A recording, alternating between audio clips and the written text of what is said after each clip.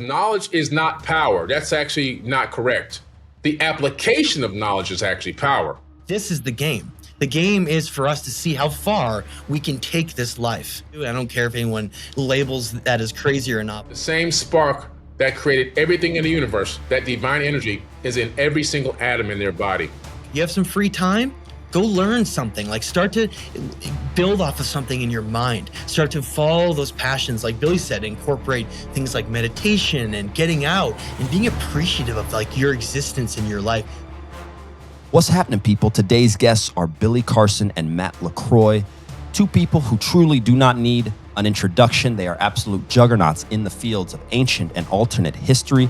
They've co-authored the book Epic of Humanity, which seeks to understand all of the lost or misunderstood treasures from ancient civilizations. You can catch these guys all over the place. They're all over the internet. We've actually already done 2 podcasts with both of them and 1 together. So we've got a full going series right now with these guys. Do not miss the knowledge that is dropped on this podcast, from manifesting to UFOs to the way you should be acting in a world that is out also potentially to get you. Enjoy the podcast. The Way of Will John. What's happening, people? Welcome back to another beautiful podcast, a beautiful night and day. I have 2 of my favorite people to talk to in the world. That is no joke. All of you guys, I'm sure, have seen the podcast that we have done separately and together, which have been big hits, which is why they're back. We have Billy Carson, Matt LaCroix. What's up, guys? Welcome. All right. Thank you. Thank you so much for having me back on, and Matt back on as well. Of course, I'm Billy Carson, a.k.a. Forbidden Knowledge. It's going to be a great discussion today. Looking forward to it. Will and Billy, I love talking to you guys. Some of my favorite 2 people in the world. So this is going to be a great discussion. It's great to get together again. Awesome. So last time we spoke, there was a book in the works, which I believe is shortly going to be with us, which is perfect for those of us that are fans. So the Epic of Humanity. Why don't we start there? We've got a lot to cover in this. We're going to get to the veil that's been placed over us by society, the media. We're going to get a little bit of what's in the current zeitgeist with the AI and stuff like that, and we're going to obviously bring it on home with the knowledge and things that you guys have learned, which is one of the greatest things that I think you guys are providing to your people, which is that you guys both do serious research. I mean, you both have to be commended for actually taking the time to do that, not just reading a little this or reading something else. You guys are traveling all over the world, learning stuff, doing stuff. So we always appreciate that, but that's just a little bit of a shout out. So Billy, the Epic of Humanity, why don't you tell us what your part is? We'll get into Matt's side and we'll go from there. Sure, definitely. You know, I really admire Matt so much because he's one of the very few people on this planet, and I mean literally, that have really done real research. And when it comes to ancient texts, ancient tablets, ancient civilizations, and being able to tie, connect the dots and tie the ancient past to the current era. And so I decided I wanted to take a trek, and I took a trek out to see him in Maine a couple years ago. And, that's when we got to talking and speaking about, potentially doing some work together. And the Epic of Humanity was actually a great name that he came up with. And it would, it's just the greatest honor to be able to co-write a book with someone that literally does the work. So many people out here have pretended to do the work. They have gone on TV shows. They've gone on all these big podcasts. They've gone on major broadcasts like mainstream media. And when I see them in person, I ask them a couple of questions. They don't know the answer. They haven't read any of this stuff. They never went research it for themselves. I don't read those things. I'm like, but you're talking about it. So, but Matt is literally, and I don't want to sound like I'm just jumping on, but this guy literally does the work. And so it's an honor to partner with him and have the opportunity to write this book with Matthew LaCroix, because I know it's going to, when it comes out, and we've had a couple of speed bumps and hurdles, but when this thing really hits the street, it's going to explode on the consciousness of the people on this planet. And the book primarily is covering a lot of ancient texts and tablets. And I'm really going to cover, how do I connect the ancient past to the modern era, as well as how do I, based on what we've learned now about the ancient past, how do we escape this matrix? And that's really what I'll be delving deep into in this book. And Matt, if you want to tell a little bit more about, the aspects of what you've been working on, and what you came up with on your side. Thank you. First of all, Will, it's great to sit down and talk to you again. And Billy, it's always an honor. You and I haven't done a video in a little while. We've both been busy on other projects and finishing the book, as you just discussed a second ago. So it's really nice to sit down again. I just want to say, it truly is an honor for you to say such kind things about me. I feel the same about you. And I think that's the whole reason why you and I decided to do this collaboration and this project in the first place. Because it's not about whether or not you want to just regurgitate information from what someone else says. And you say like, oh, well, I heard that someone described the Atrahasis and this is how they described it. So I don't know if I agree with it or not, but well, what do you mean? Why don't you go in and try to break it down yourself and then study the origins of where all the terms and the history comes in and then formulate an opinion based on something you've studied? And that's what Billy and I do. We take the ancient past, we connect it to the present, and we try to bridge a gap between connecting a story that has been nearly lost to all of us. I mean, and to me, it's such a tragedy. I try to imagine it would have been like to be a truly ancient civilization that existed well over 12,000 years ago. To have, imagine, blossoming with laws and rules that come out of these ancient origins of where this like model of civilization emerged. And you create like a grand civilization and you have all these stories that encompass your civilization, right? Whether you're not talking about the ancient Athenians and Atlantean story, or you're talking about the ancient Sumerians and Egyptians, there are these incredible stories that go back so much further than all of mainstream academia is willing to admit, and that we learn about in history books, and we get this fragmented view of who we are and how far back our story goes. And so the primary purpose of this, working with another great mind like Billy, was to combine our efforts of our understanding of ancient history, but to create something that's in a chronological order that tells what our story is. Not from the perspective of saying, we discovered stones and sticks and fire. No, not that story. How about this rise of grand civilizations out of nowhere in this history that's seemingly forgotten, to tell those stories of those civilizations that emerged, were destroyed by incredible catastrophes on the earth, and then left behind these little fragments of who we are and what we've been through. And then the survivors of those stories can tell our story, and then we can protect it in these ancient texts in this book. And that's what this book is. It's, can we take this epic, and I mean EPIC, not epic as in time, but an epic story that we've gone through, and can we record it with all the most important ancient texts in a way to put together like a comprehensive academics background on our incredible story. So when someone says like, wow, like Bara Tutu had a son, named Untianapishtim that was the last king of this entire civilization that then, survived this catastrophes. Well, what happened to him?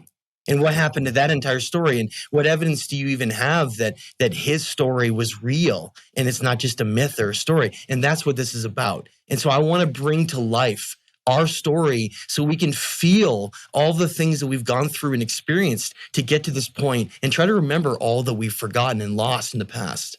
Mm-hmm. And it's so important, all of the stuff that you guys are doing, and it's very interesting because it's very hard to research this stuff. And that brings me to the first point here. The work that you guys are doing is necessary because piecing together, like you guys said, it's such a massive thing. So the very first thing I want to get into, because somebody who is either hearing this the first time or that is interested, that hasn't gone there, Billy and I spoke about this just before we got on, but the veil that's pulled over us, whether that's intentionally or unintentionally by academia, by the mainstream media and stuff like this, how first do we address what's going on and why that is there before we can then get into what the ancient mystery schools, what they were teaching, how that applies to us practically. So maybe you could first give us an understanding of somebody who's coming to this and saying, well, what's going on? How is this, right, fact? Well, people are under the illusion of reality of history. They don't really have the true history. And we've been programmed and we've been fed this information from the time we're born until the current age we are now, whatever that is for that person, And the majority of that information has been curated heavily. And the purpose behind this curation of the history or his story is to basically give us a one-sided view with no perspective. And that view that we have right now that we're living under, it allows them to profit immensely from it. They have a lot of systems in place that allow us to not only box ourselves in consciously, but also physically and mentally. And so what these systems do is allow them to capitalize on us, keep us in different statuses, keep us from even thinking that we can grow beyond our current programming code. And I do mean programming code. And so by doing that, they keep their boot on humanity's neck 24/7. And the true history, if we really were able to tap into it and be taught that from a very early age, we will understand the true power that's inside of each and every one of us. And then we will begin to question the status quo. We will begin to say, hey, wait a minute. Why are we falling underneath your boot? Why do you have your boot on my neck? We don't even need you. Like, we are so powerful. We're so great. We're just going to organize and come together and unite. And we're going to recreate a new utopia. We're going to create a new paradigm here. And they know this because once a person's mind is expanded, it can never go back. So they keep the brain and the mind so small and so tight and compact, keep you laboring nonstop, keep you working and slaving and worrying about the next bill and the next meal, while they themselves have brought heaven to earth and they maximize everything and they live off of that, as well as, in my opinion, they eat the energy of the people through energy vampirism. And that's one of the reasons. And Matt may have something else to add to that. Yeah, that's great. And I would just I add on to that well put together, I guess, an understanding of well, why do I care about our past? What does that do for me? I don't care about something that happened thousands of years ago. That doesn't impact me now. That's boring to learn about that kind of thing. Well, this is the whole point of why we're doing what we're doing, because there's a story here. There's a story here that's almost been nearly lost, that there are certain individuals and there are powerful people throughout history that want this story to never, ever exist again, almost like it never did exist. So we can almost live in this complete illusion of who we think we are and where we've been. And it goes into so many layers, and Billy touched on this before.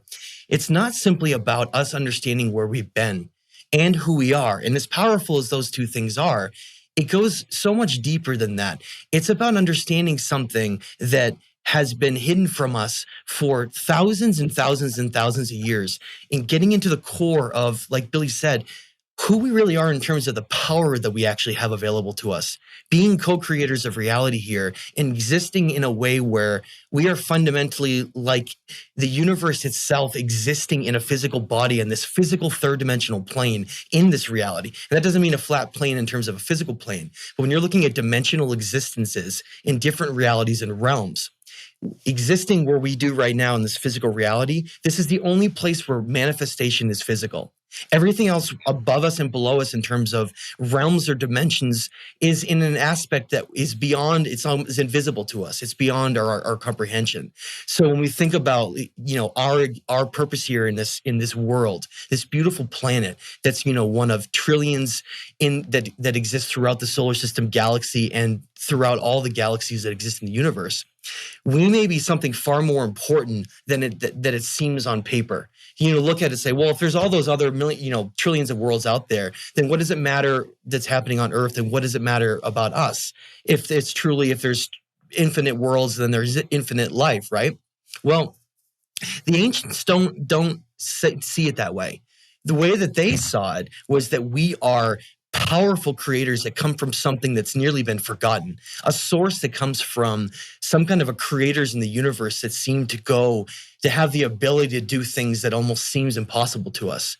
And we came into existence in something that comes from a complexity of something more primitive with something incredibly complex. And that story of how we came into existence and how that created this model of who we perceive ourselves today is very different than when it began. And I think the purpose here, what we're trying to do, is recreate an ancient history that identifies all these incredible things about us that if we were to know the truth about would fundamentally change everything in our reality, from how we go about doing our daily lives and jobs to how we view everything from like war and technology and anything in the material realm and distractions and laws and rules in ways that were, like Billy said, ways that we're governed to exist in this very small, very simplistic mindset that is basically keeping us trapped in this illusion of reality where we are doing these things, working and going home and then just kind of going to sleep. And then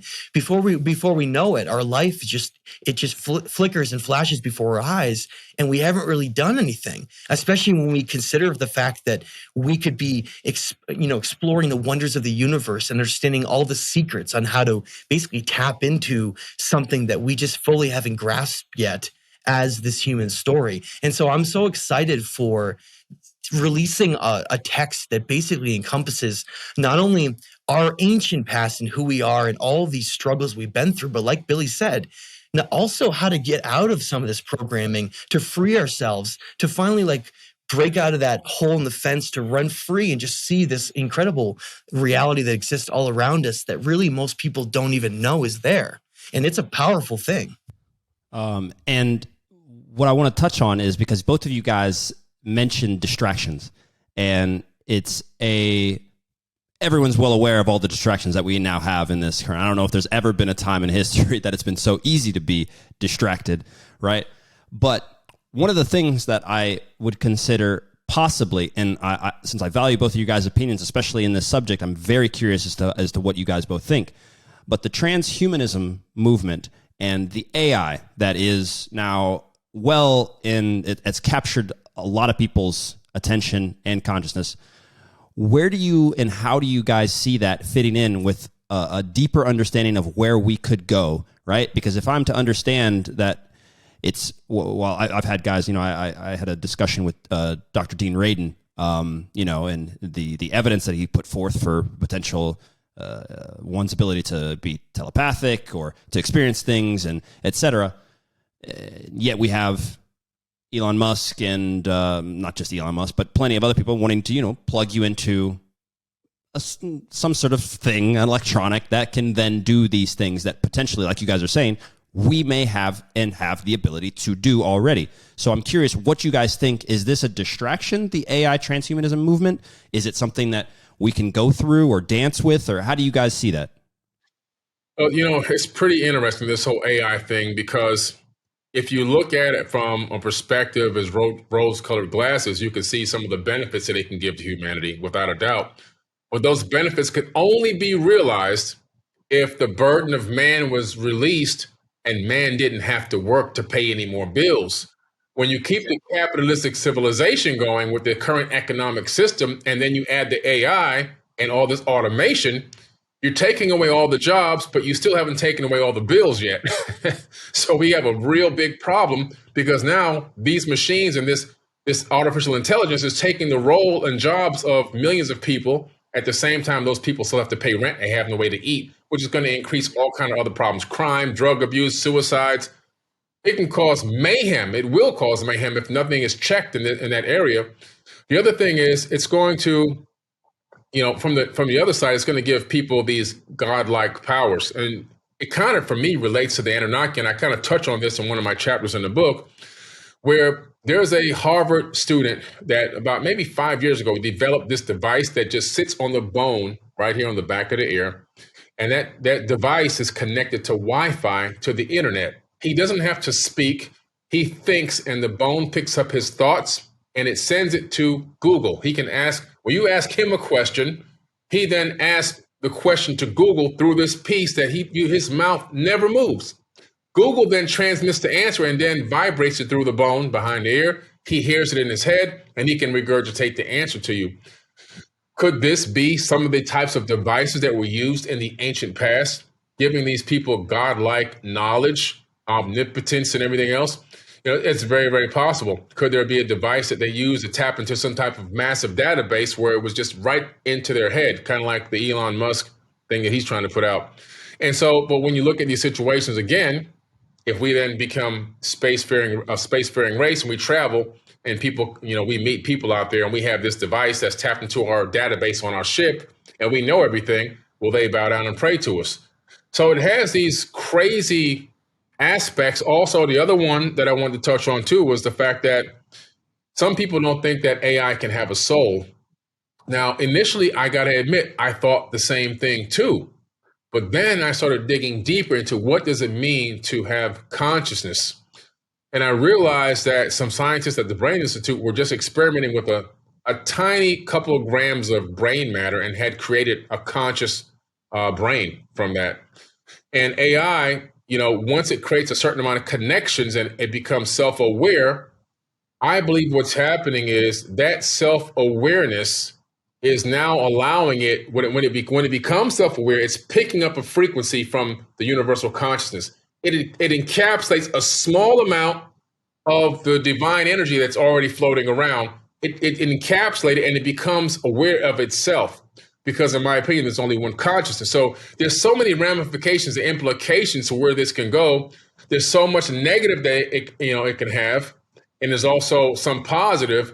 But the positivity is hard to get to, and the reason why I came to this conclusion: the people that are programming the AI, the majority of these people are not conscious. In other words, they haven't become ascended masters. They haven't ascended to a high level of being. They're not operating in a state of love and unconditional love and passion and service to others. So these are, unfortunately, these are regular people with all their different, racist mindsets, their belief systems that they were brought up with, that they're still holding on to, and all the other faults of mankind. And so when that person is the person programming the code into this potential future AI software, the AI is as above, so below. It's going to take on the same characteristics as the creator, just like we're taking on characteristics of our creator. So it becomes a real touchy situation. A lot of new laws are going to have to be put in place, and a lot of new legislation will need to be put into place. What happens when AI wants rights and things like that, which has already happened with one AI robot, a female. So it's a very touchy situation. I think we're better off right now not digging too deep into it until we can come up with a way that people on this planet are more conscious and we can utilize it to lift the burden of mankind. And the last thing I'll say this before I get off is what I see right now is these smartphones have made us dumb, right? When I was a kid and all of us on this video, we're all, in that age group. When we were kids, we had to know the answers. We couldn't just hop on Google and get answers. It didn't exist yet. But these kids these days, they just get on a device or their watch or whatever, they get the answers and they still don't get straight A's. And now with AI doing all your homework for you in a heartbeat, before you finish typing the question to AI, it's already answered all your questions. They're going to take college exams. They're going to fly through all this medical school, but with no real knowledge. What happens when you have to real recall the information that has to be regurgitated like Matt and I do, and you can't recall anything because AI gave it to you? So we're setting ourselves up for this huge fall if we don't catch it really quick. That's my opinion. Yeah, let me add a little bit to that because I think those are some great points. I like my favorite part of that Billy said is that if we had this restructuring of our perspectives of humanity, and I mean, who knows when we're actually going to be able to get to that place where the conscious viewpoint and the consciousness itself does that shift on the planet where everyone all of a sudden, we view ourselves differently and we're like, oh wow, I'm a powerful being of the universe, so I shouldn't be working at a toll booth or working at a fast food place. Those burdens, I love the idea of AI doing that because we shouldn't be doing tasks like that. We shouldn't. There are things that humans need to do that AI will never, ever be able to do. Like, I think sitting down and having just a very important conversation or something like that. I think that AI will never have that emotional connection for you to feel like you're talking to someone that like a psychologist or something like that. There will always be jobs that we have to do, right? But those things that we don't need to do, they're going to free us to actually fulfill greater lives. So that's a great thing. And I feel like that's the most positive spin I want to put on AI in terms of this. Now, here's my biggest concern of all. Now, this didn't come up yet. Now, if we looking in what the ancients said about us, when you look into all the abilities that supposedly we have hidden within us, right? Like, how did they build the Great Pyramid of Giza? 2.5 million gigantic blocks, various different sizes, averaging about 6 to 10 tons each. How did they build that? Well, we know it wasn't doing with cranes and some kind of, I don't believe with cranes or some kind of technology. Really seems more like they were using some kind of like a levitation or some kind of an aspect of using their mind and harmonics with voice to do those things, right? Well, that's not tech. That's something kind of like a gift that's within us. It's the same thing with of telekinesis. Like if someone's going to call you and these are abilities that we have within us that we haven't even begun to explore yet. I think that the potential of what we have in us with these types of gifts and these hidden things has only not even like 1% even explored.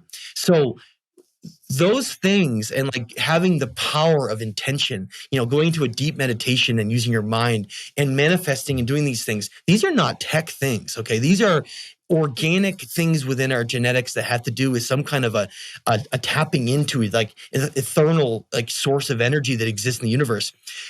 This is my concern. So much of what we need to learn is in the past about regaining that, right? Building these things that connect us to the stars and the universe in raising consciousness. We've forgotten this aspect. We've become so focused on all these other things that we've forgotten about this internal guidance and this game of being blinded by everything outside and not looking within and finding out that that's the greatest thing we can do is like raise ourselves up to become like these gods, right? And all of that is contained in this ancient text, and it's within us. But someone can't have those types of experiences with technology. Like if you want to go meditate in like this beautiful natural area with a stream flowing by, with the energy of that place, you can't put it on a TV screen and have the same experience as you would in that real place. And I think that's the same thing for anything, is that we have to be careful that if we start adding on all these tech things to our lives, it's going to disconnect us from the spirit in self. The higher self is going to, I believe, is going to become disconnected to be replaced by this technological side that tries to mimic it. But I think it's going to ultimately, if we don't harness it in a certain way, we will become lost. We'll almost become like a Borg machine, and we'll forget all about this other side of us that is like this connected being of the universe. And so I caution greatly in how far we're going to go with transhumanism to, I think, take away everything that makes us who we are.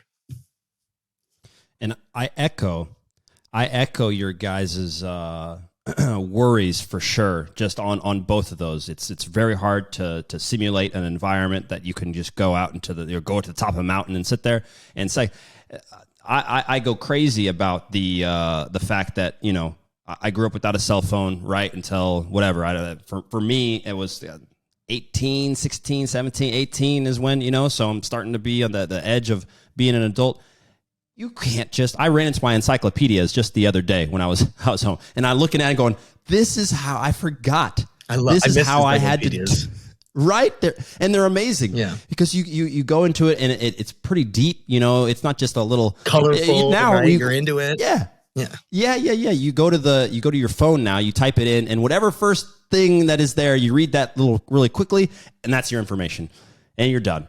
You're done. And so it truly is, and to put it direct, it's definitely making you dumber. It's the same. If you don't use it, you lose it. And so you've got to be able to use your brains in order to do this. And so I want to touch on what is something that I think is the most important now, and one of the things that I enjoy the most that you guys have kind of been going around here, which is, what is this secret? You guys have kind of touched on it, but what is this exact secret? If you could lay it out in layman terms for somebody who needs to understand what it is that I'm missing from these ancient schools, and probably the most important part of it, how can I train this? How can I practice this? How can I use this in my everyday experience, to do and be happier, to live better, et cetera, to avoid anxiety, which is just, clearly on the rise and stuff like that. What have you found from that? Yeah, well, Matt kind of hit it on the head a little bit there. He kind of lightly touched on it when he was talking about the fact that, we are powerful beings and that it's time to go to inner space. We have to take a journey to inner space. We keep going to the outside and we're taught and programmed. You've heard me say this before many times on many podcasts and so forth. When we're born, we're given a name, a race, and a religion, and we spend the rest of our lives defending a false identity. And that programming code locks onto us so hard that we pass that from generation to generation. It's almost like a curse. But when we finally relinquish that and give that away and take a journey to inner space to discover who we are, what spiritual powers we have, and our connectedness to our higher self, like Matt was talking about, now we're talking about making some real progress. And you want to go another step higher. When you begin to meditate and really take a journey within yourself, and the voice that you hear in your head morphs from this big, deep voice, and you stop imagining a guy with a white robe and a magic wand, but that morphs into you talking to you. That's when you're getting to a much higher level of consciousness, because the voice in your head, it's your voice. It's not this outside illusion voice that you're pretending it to be. It's the voice that you have from your higher self talking to yourself, and that voice should sound like you and nobody else. And so when you start digging into some of the ancient mysteries and these ancient texts, you had to be an adept initiate even to get into a mystery school. They had to see something special in you that was worthy of them spending energy on you. You didn't just walk in and say, "Hey guys, I want to learn these mysteries." Yeah. It didn't work out that way. They're like, "See you later." Yeah. And cut off his head. And so you had to really be somebody that was showing that you were already different in some kind of way. You saw things different. You thought different. You had these innate skills and abilities that they were like, this person, if we can teach them how to tap into this knowledge, they will explode internally, and they can then continue to pass down this infinite knowledge that we can give them. And so now we're in an era where this knowledge is available to everyone. Right now, it's not taught openly in schools and things like that. You have to know where to go, and reading books like the one that Matt and I have written, and many other books that Matt has written, and so forth. But the information is out there, and so what happens is we're in the space and the time where mankind is under a new sun, and we're the ones now. We are the new sons of Atlantis that are ready and willing, should be willing, to take in this knowledge and digest it, discern it, understand it, and activate it. What I learned in all of my studies, and the biggest part of how people could learn how to not only study this knowledge and utilize it, it's not just gaining the knowledge. It's not just about, okay, I studied this mystery school knowledge. I've been reading all these books about esoteric wisdom and understanding and ancient civilizations, and I got all this in my head. Now, what do I do with it? Well, the key is you have to apply it. You see, because knowledge is not power. That's actually not correct. The application of knowledge is actually power. When you begin to apply what you've learned and see it working in your own life, this is why people say, well, Billy, why do you have these nice cars and nice houses and nice things like that? Well, the reason why I do that is because I'm trying to attract people into, my consciousness web. I want to bring people who are out there who aren't even interested in what I have to say, but I'm catching them with a little bit of a diamond. I'm capturing with a little bit of a gleam and glimmer over here. And see, because when people see that things that you're talking about are actually working in your own life, and you're showing some level of what they perceive as success. If it wasn't for that, success is so many different things. But I understand what it takes to get the people who need to hear this word. And I show that, I splash it at them. Why? Because I'm showing them I know how to utilize this information to do whatever I want and work however I want, manipulate and do whatever I need to do in this matrix and make it work for me. And they now believe me because what they're seeing is I've got the proof in the pudding. Now I'm reeling them in. Now they're here. Now they're getting the knowledge. Now let's take it to the next step. Apply this in your own life. Start learning how to manifest. Start learning how to help people. Start learning how to believe in yourself. Stop self-sabotaging yourself. And so here comes the newer lessons. And so what we see is this process where first you become the student, then when the student is ready, we know the teacher will appear. Eventually, when the teacher is ready, the master will appear. And that's the part that we're all trying to get to because we're learning every single day. Me, Matt, you, everybody, we're all learning consistently. It's a nonstop effort. But the process is an on and upward process. The key thing, though, is once you get the wisdom and the knowledge in your head, and you start to apply some of the fundamentals in your life, and you see that it actually works, that's when you're really making it somewhere, and you can begin to then hand that knowledge and wisdom down like the ancients did to the next generation. And when so many people get to that knowledge and that understanding over time, we get a certain, massive a number, the whole planet's going to shift. We just got to get to that certain number that's going to trigger a mass awakening globally. It's happening right now at a very slow pace, but I think there's another expansion waiting off sometime in the future to happen as well. Yeah, that was really well said. I guess all I can do is add a little bit to that. For me, it's about feeling all this and experiencing it, like Billy said, and not just like a hypothetical concept. I think this is where we need people to understand this, because the only way you're going to be able to care about this is it actually impacts you somehow in a real way. If someone starts to read like an ancient Hermetic text and they go out like Billy just said, and they start to actually try to incorporate some of those teachings into their life.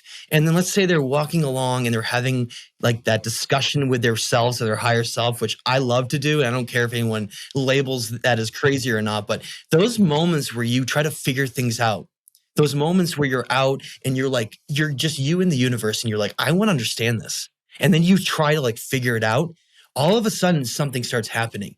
Energy starts flowing in, and you realize you're definitely not alone at that moment. And I've experienced this so many times that it's almost something that I actually go seek now, to go out and find it. And what that tells me is that there is this essence, this energy that exists in the eternal realms, the etheric realms of this universe, the ether, that where this information of who we are and where we come from, it wants to be known.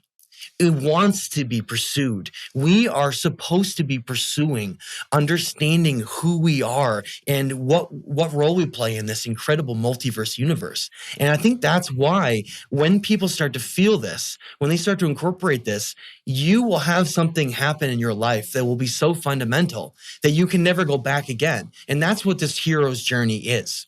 All throughout history, like Billy said, it's about these special individuals that want to know more. They want to go further in life and experience other things. And so they go seeking. They go to try to figure out things, right? They go on a journey, whether it's a physical journey or it's a journey through reading these ancient texts. And before they know it, they're not the same person anymore, or the same energy being that they were when they started. And when they put those things into practice, all of a sudden, the ancient knowledge in the ancient past comes to life, and you become a part of it. And you realize to yourself, if this is all just a game, if we are these incredible beings of the universe that incarnate into this physical body, but we forget almost everything, then the game is for us to try to figure it all out again and to try to do it over and over again, almost infinitely, until we can ascend to a point where we become so powerful that we almost like disappear as a physical being and we become like these creator gods. This is the game. The game is for us to see how far we can take this life. And every time we wake up and we have another 120 years, how far can we take that? And that's what the ancients have left behind, the entire blueprint for how to do it. It's one thing if you wake up and you're in like in medieval times and you're in like an oppressed government and you have no way to access any ancient text or knowledge. There's no way for you to know anything. But what about if you had something completely opposite happen? How about existing in a time where you can pick up your phone and look up any ancient text and anything in the world you want to know about? Right? Imagine the power that you could then take and incorporate that into your life. But the problem is, how do you know where to look?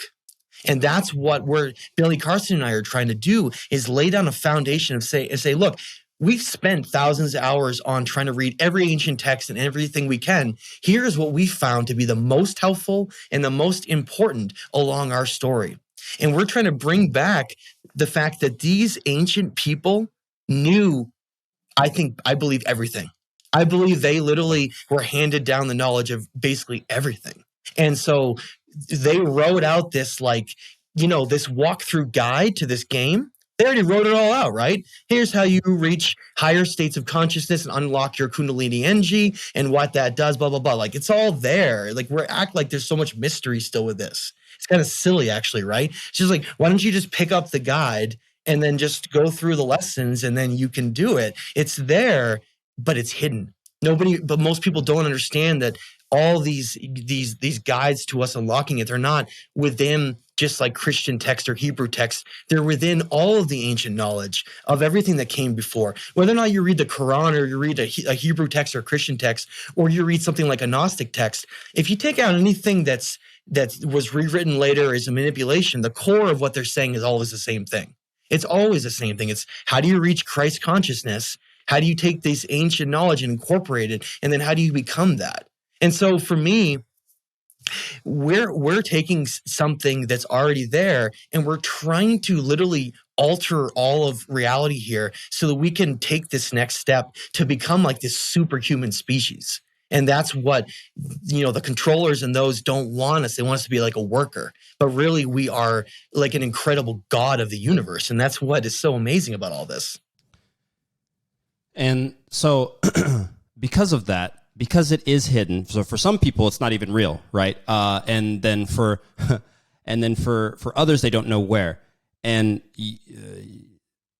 that is, for me, one of the most let's say most difficult things to come across in the conversations that I have with people, bridging that gap. And this is one of the reasons why I even have conversations like this, right? Because if you can capture someone in for a little bit of an hour to get into this, and something you guys have said will spark that, they'll have to go check and go down that route. And then, like you said, it's the application of knowledge, which is power, which couldn't be more true, especially with providing proof for people as to, I am applying this knowledge. Look at what I can do. These people applied this. This is what they could do. Go look at the pyramids. Go look at this. Go look at et cetera. And so I'm going to push you guys in a way that I don't think I've seen too much, at least from both of you guys, because I am a professional athlete, right? I'm a professional footballer or soccer player, right? And I deal with a lot of guys that we teach training and we teach how to do stuff. If you could, before we get off this topic, to move on to some stuff that's not even related to this at all, maybe in your shortest, or not necessarily shortest, but in your best, most succinct words, I want to start tomorrow. I watched this podcast. I listened. I want to start tomorrow. Both of you guys are going to have different, ways. Just like you said, you talk about the Sufis, you talk about the Buddhist text, all these texts. It's all there in different ways. They all have different paths to get you to the same point. So in that sense, if you guys could give me practical, literal advice for a guy or a girl that wants to start tomorrow, what would you say? Do this. The first thing I say is get Matthew LaCroix's book, The Stage of Time. Okay, it's the first thing you got to do. Much love, man. Awesome book. Get the Compendium of the Emerald Tablets by me, Billy Carson. Both of those books literally are starting points. I mean, they will take you into this path of going, oh, now I'm starting to get it. Okay. Work on your meditation game. Start learning how to do meditation. Start with guided meditations. There's plenty of guided meditations on YouTube. I have tons and tons of meditations on my TV network, Forbidden Knowledge TV. There's meditations on Gaia. Get into meditation. Learn several types, though. There's manifestation meditations where you're focusing on manifesting things. You're meditating as if you already have it, or you already own it, or you already are doing it. Not you're trying to get it, not trying to establish it, not trying to get it, but it's already there. You're living in the moment within the meditation. You also have the Merkaba meditation, a vehicle of ascension, where you're actually stepping into a star tetrahedron that's rotating counterclockwise, which can take you into higher dimensions. And then the cosmic meditation, which is a meditation that allows you to empty your mind. I see a hand going into the bowl of my mind and taking all my thoughts out little by little till my thoughts are almost gone. And then let the cosmic energy fill up that cup, fill up that bowl with cosmic information. Those are three meditations that I personally recommend that I do on a varying basis, but I try to meditate every single day. Don't worry about sitting in, lotus position and all these perfect positions. When you wake up in the morning, right? Don't get out of bed right away. If you wait till your body wakes up, then go into a 15-minute meditation. When you're in the shower, do a 10, 15-minute meditation. When you're doing a hobby is meditation. A sport is a meditation. You can do a walking meditation. There's so many ways to meditate not just sitting like you see a swami doing on one of these shows. There's so many ways to meditate. You don't have to be sitting in a particular position to meditate properly. It's all about getting into that state of mind. And then also, the next thing I would do is begin to understand that the same spark that created everything in the universe, that divine energy, is in every single atom in their body, which means that the power that's out there is the same power inside of them. So what they should be doing is understanding that instead of praying from a position of begging, hoping, and wishing, and trying to cast that kind of spell, because believe in me, they're trying to cast a spell when they pray. When you're praying, you're trying to speak words that are going to alter your future reality in the third dimension. Then you're trying to cast a spell. No matter what religion it is, you're trying to cast a spell. But the spell casting, they don't know what they're doing. That's why they don't work. You have to talk from a position of power, speaking things into existence, believing the end before the end. When I hop on a plane, I don't pray and hope and beg I get there safely. I command that I arrive at my destination safely. That's my prayer. That is literally the prayer. So understanding how to pray from a position of power, not from a position of weakness, because weakness, begging, hoping, wishing, those are low frequency mindsets. We know this by connecting a human being to an EEG and looking at a computer screen. We know scientifically low frequency, but a power mindset, you connecting with the energetic grid in the universe from a position of power, you're going to get back power and positivity. From a low frequency, you're going to get back more low frequency. Those are just a few practices that a person can begin to implement into their life. And the next thing I would say is love thy neighbor, one of the oldest statements in the universe.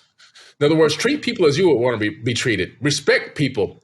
Don't judge people, and just have an unconditional love. Now, you have to be cautious of people. You have to be wary of people. We understand this.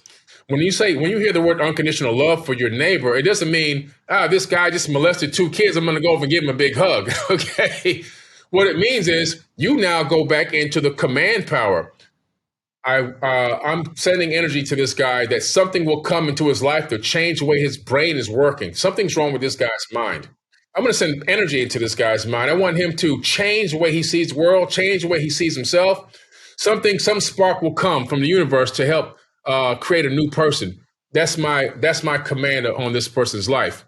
And from that perspective, from a distance, it doesn't mean that I'm running up and giving this guy hugs and kisses, but from a distance, I'm respecting, I'm not judging, and I'm commanding change in this person's life. And that's a form of unconditional love and empathy. You see, so implementing these things into your life, step by step by step, walking in this power. Somebody cuts you off in traffic, don't start flickering them off and running up on their car and honking the horn. Just say, hey, I bless this person. I hope they make it to their destination safely. There must be something wrong with them. Either they're sick, they got a phone call that their kids got injured in school, their wife is having a situation, or maybe they're just crazy, right? Maybe they're just bad drivers.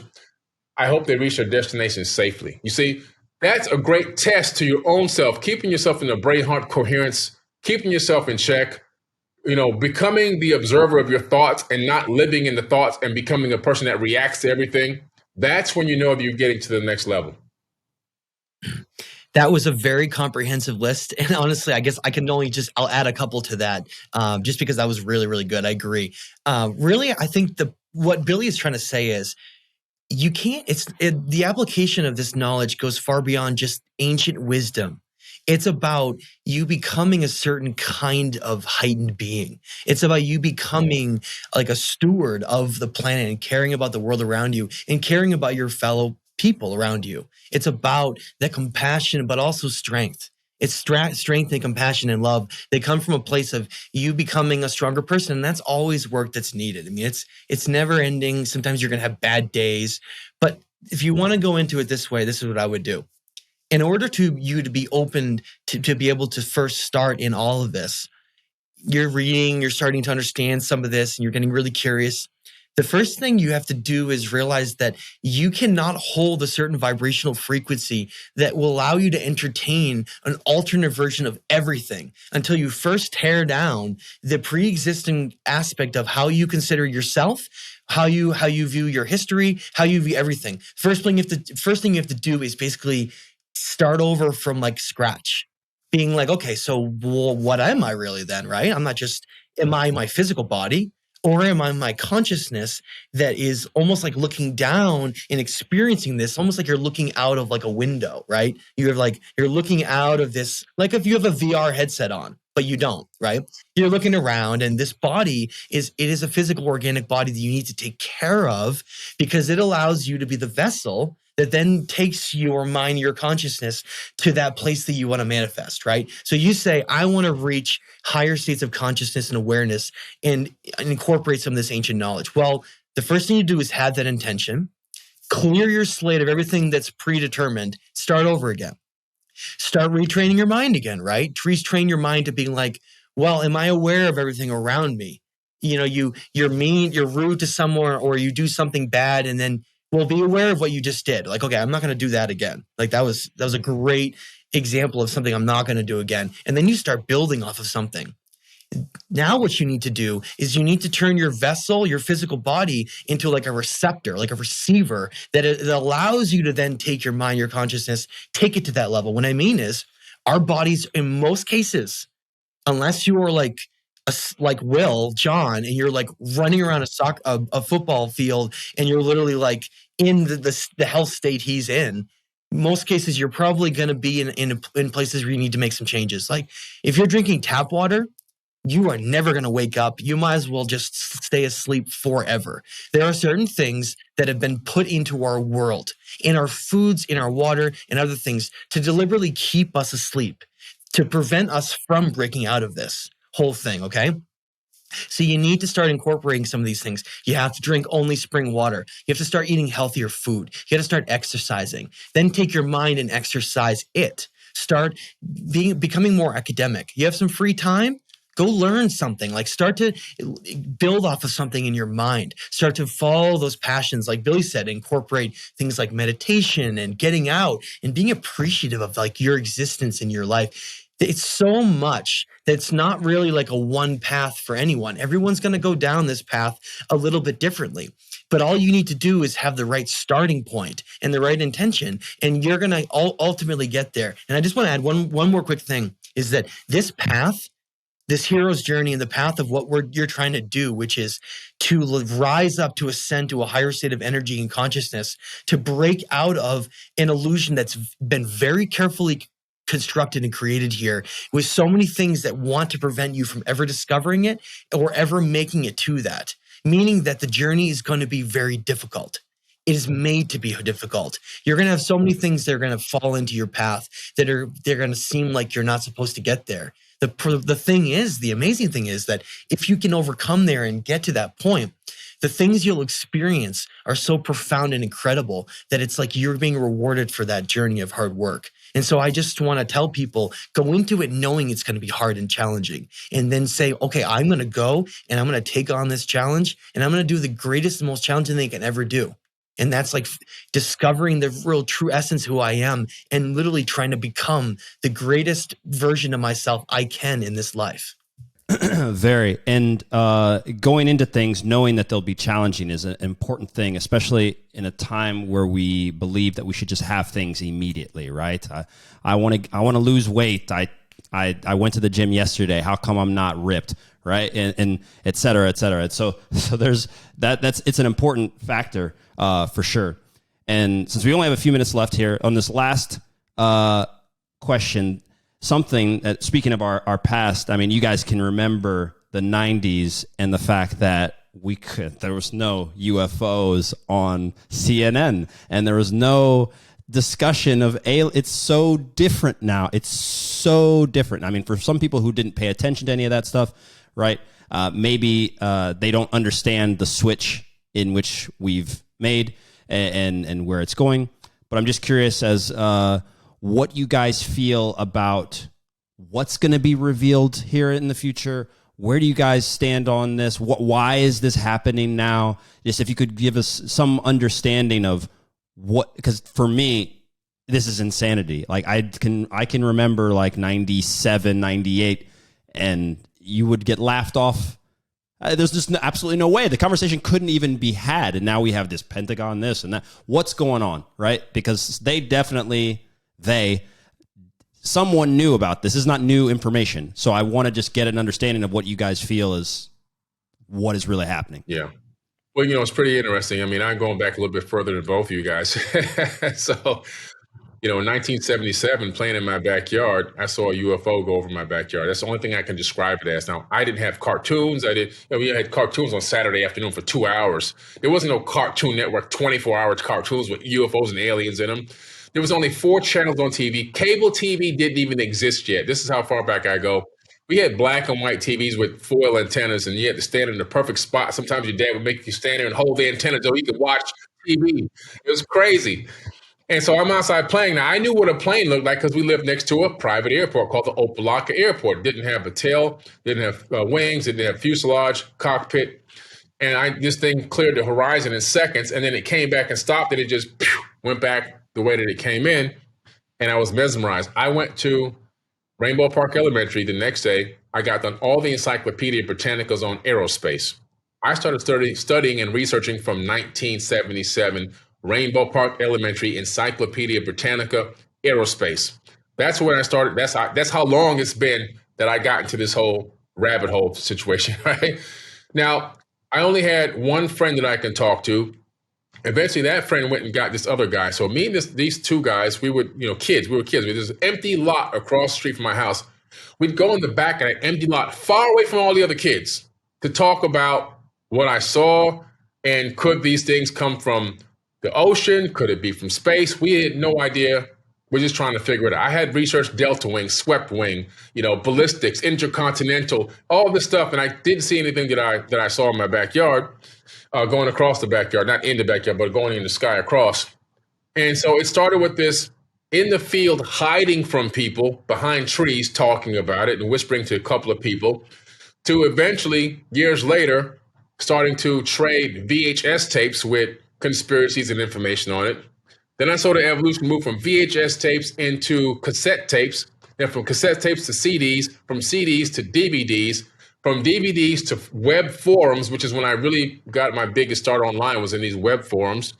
And then from there to web blogs, social media, and now mainstream TV. So I've seen this evolution like a perfect chart on a blue chip stock go from here to here. And it's like, wow, and I always knew that the day would come when I read the Hopi prophecy about maybe 18 years ago now, that the world will be connected by this web and information will travel around the world instantaneously. And I knew that when that moment came, if I was alive, my message or my information would be able to travel the globe. And I waited and waited and waited, and finally it came. I heard .com in 1998, IBM.com, black screen, 3 letters, .com. That was the commercial. I went to the bookstore. I looked it up. I said, oh, the World Wide Web. The web, it's here. And I knew the whole world was going to change from that moment forward. And so I've seen this evolution. And so it happens over time. And we're now at the point where it used to be only former military would talk about, their experiences and things that they saw. Now they were veterans, but now you have active military saying this stuff openly, and you have the government now openly admitting to the fact that these things do exist as well, and not only declassified documents, but also verbally. Now, some of it is agenda-based. Some of it is, we need money, okay? Always follow the money first. So don't get too excited about the UFOs because they always need money. It's like going to, unfortunately, it's like going to church. God can do everything, but he just can't handle money. So we always need more of it. And so the government has gone to every, United States government, unfortunately, has gone to every country, and they have literally brought democracy to the world. And that democracy means we're going to install a dictator that we want, a puppet dictator. We're going to tear down your country, take your resources, put you under our umbrella, and we're going to dominate you. And now that we've done this, we've generated billions and maybe even trillions in money from the war effort. And now we've done this to every single continent on the entire globe. There's nobody left. So we got to go to space. So now we're going to tell you we need the Space Force. There's threats coming in from space. They could be, threats to national security. They're deactivating our nukes. They're activating nukes. They can do whatever they want. We can't catch them. So now we need to divert trillions of dollars into private industries, private corporations. So there's no FOIAs being requested, no Freedom of Information Act can be requested from a private corporation, so that we can now channel this money into our pockets. We can do these dead end projects, like they have these special fighter jets that cost, 18 billion for one, and it never works for 10 years, and they keep asking for more money. And after they do that for about 10 years, they go, oh, it didn't work. But meanwhile, the guys who run the corporation have made billions of dollars.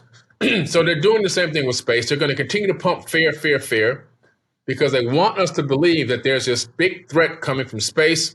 And because of that, we need all your trillions of dollars to send into these private corporations that we sit on the board of directors on, so we can continue to eat like fat cats. And that's part of the thing. The other part is there are real people out there coming in from space, visiting us, taking a look around, trying to see what the heck is going on. And I think some of them have been shot down in the past. It's my personal opinion. So it's a variation of real UFOs and stuff that we actually own ourselves, which is agenda-based to generate trillions and trillions of dollars from the economies around the world. That's just my personal opinion. Yeah, that's pretty much what I was going to say in terms of understanding that there's always an agenda involved, and we have to be very careful that, if we're seeing something, then we're probably supposed to see it. It's not oops, I didn't mean to have that leaked stuff get on there. So clearly we're supposed to be seeing all of these things happening. Now, are they all extraterrestrials traveling from different star systems? I'd say, if I was to guess, I'd say 90% of them are probably secret government technology, and they're not really like UFOs from other places. Why do I say that? Number one, we know that the government is like 70 years ahead on all technologies, and we've seen all the things that they're doing in all the secret bases, so we know that that's there. Number two, we also know that if you're an extraterrestrial species, you wouldn't just pollute another timeline of a developing hominid or a sentient species. It would be the stupidest thing in the world for you to reach that level of consciousness to be able to even be able to travel to another place, probably not linearly, probably through some kind of a wormhole or some temporal process of like becoming like a non-corporeal being, or who knows. But if you're going to do that and go all the way here, you wouldn't be just like floating around everywhere and having everyone see you. So I think it's incredibly complex what's going on right now. And what I would say is that clearly we're supposed to be opening our minds to the idea of aliens or extraterrestrials, regardless of whether or not it's part of an agenda to fuel something for money or whatever it is. Clearly, the intention here is that we're at least all going to not think that it's stupid of the idea of extraterrestrials or UFOs. And maybe that's one of the purposes, because there always seems to be a lot of reasons for why things happen, right? For like you look at Iraq after 9/11. Obviously, it's not just about oil. That's like a good example. There's so many other factors there. And I think that this is the same thing, is that we are at this cusp where our consciousness and our mindsets and our limitations and our thinking has gone on for so long, and so many people laughed at to talk about anything that's not part of the mainstream, that now we're stuck in this bubble where we now have to broaden our consciousness for humanity. Or if people were to learn all the things that we're talking about, and even just a tiny fraction, they would like literally freak out. I think that it's known psychologically that, Granny that's 71 years old, that's watching daytime game shows all day, if she was to learn all of this, it actually could be quite destructive for a lot of people. Some people may like literally take their lives, and it's not like a gentle thing. We have to understand the conditioning that's gone on here with people's mindsets and how they exist has been so limited for so long that unless they can broaden people's perspectives and start to at least incorporate some things into people's lives a little bit, they're just going to freak out. And I think that it's like the knowledge of where we're going and what things are happening with unveiling just information that as it is that we're finally like have to trickle this in order for us to move forward to the next place. So is that the entire reason? I'm sure there's a lot of other reasons, like scare tactics of us then fearing an invasion, and then like Billy said, then supporting something that's like a defense situation. There's probably so many reasons for it, but in the end of the day, it may end up helping us just because at least people will open their mindsets up to the possibilities of life and things outside of our world. And finally, we can't just be in this illusion of just this little game show, but we can at least broaden our horizons and our consciousness a little bit. So I guess I see it as a good thing overall. Guys, there's not enough time in the world for me to have you guys as guests. I guess I'm going to get to work on my manifestation powers and get us in the same place for 4 or 5 hours and do a Will John epic Billy and Matt podcast and go deep, because there's definitely some more stuff. I mean, we've covered some great stuff. I want to thank both of you guys for doing this. Very excited about the Epic of Humanity. So get that out as quick as it couldn't come out quick enough. Oh, yeah. We'll link to everything, obviously, depending on where you guys, a lot of people are listening to this. Some of you guys are watching. We will link to everything. But we will obviously do this again. And next time, I hope we can go much, much deeper. But thank both of you. Thank you so much. It's been a great honor once again. Thank you, Billy and Will. I think we need to have like a 2 or 3 hour thing. This is way too short, right, to have this. But oh, for sure, it's too quick. Yeah, for sure. I really appreciate both of you. As always, it's fantastic, and I love how Will John just really cares so much about the work that Billy and I are doing. He always just wants to make sure we can get a good talk in there, and I appreciate that he cares that much about it. So appreciate the 3 of you guys or 2 of you guys, and I really hope that we can do something else soon, because Billy, Carson, and I are just about to have the Epic of Humanity ship. And hopefully we can have that shift in consciousness that we keep waiting for. Absolutely. Amazing. All right. Well, guys, we will see you later. We'll work on that big time podcast, and we'll catch you guys soon.